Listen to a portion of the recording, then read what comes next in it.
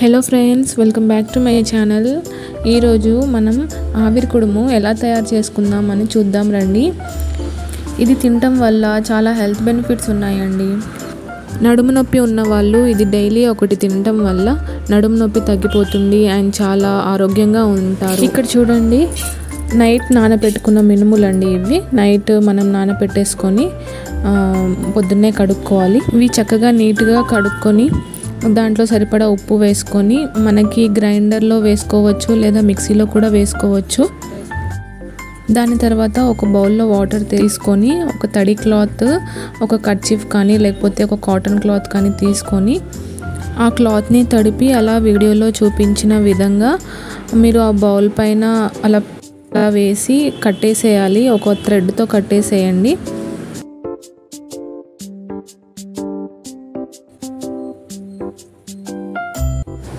అలా వీడియోలో చూపించిన విధంగా ఒక దారంతో గట్టిగా కట్టేసుకోవాలి.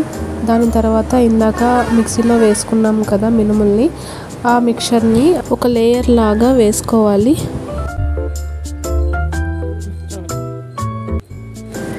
సేమ్ వీడియోలో చూపించిన విధంగా ట్రై చేయండి. ఇది డైలీ మార్నింగ్ ఒకటి తీసుకోవచ్చండి బ్రేక్ఫాస్ట్ కింద.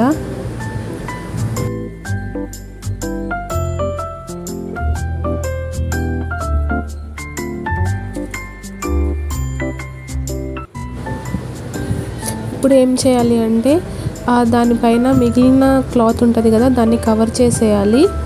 దాని తర్వాత స్టవ్ మీద పెట్టేసి దాని మీద ఒక ప్లేట్ కవర్ చేసి అలా ఒక 20 మినిట్స్ వరకు ఉంచేయాలి. 15 to 20 మినిట్స్ వరకు.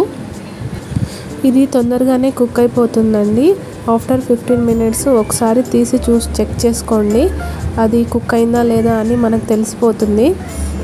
ఆ క్లాత్ తీసేసి దానిపైన ఒక చాకు లేదా టూత్ స్టిక్ తీసుకొని చెక్ చేయండి. తడి తగులుతుంది అంటే మళ్ళీ ఇంకో 5 మినిట్స్ అలానే ఉంచి పెట్టండి స్టవ్ మీద. ఇక్కడ చూడండి, నేను నైఫ్ తీసుకొని కట్ చేసి మరీ చూస్తున్నాను అది కుక్ అయిందా లేదా అని. అది ఆల్రెడీ కుక్ అయిపోయింది, చాలా సాఫ్ట్గా కుక్ అయింది. ఇప్పుడు ఆ ఆవిరి కుడుముని అలా తీసేయండి. ఇది చాలా ఈజీగానే వచ్చేస్తుంది. ఒక స్పూన్ లేదా ఆ చాకుతోనే అలా అనేయండి, ఈజీగానే వచ్చేస్తుంది. ఇంకా అంతేనండి దీని ప్రాసెస్. దీన్ని ఒక ప్లేట్లోకి సర్వ్ చేసుకోవడమే. దీంట్లోకి నెయ్యి వేసుకోవచ్చు, ఎల్లిపాయ కారం లేదా కరివేపాకు కారంతో చాలా బాగుంటుందండి. ఒకసారి ట్రై చేయండి మీరు కూడా. ఒకసారి మీరు కూడా ట్రై చేసి ఎలా ఉంది అని కమెంట్ సెక్షన్లో చెప్పండి. ఓకే అండి, thank you for watching. Eat healthy, live healthy. Please do subscribe to my channel.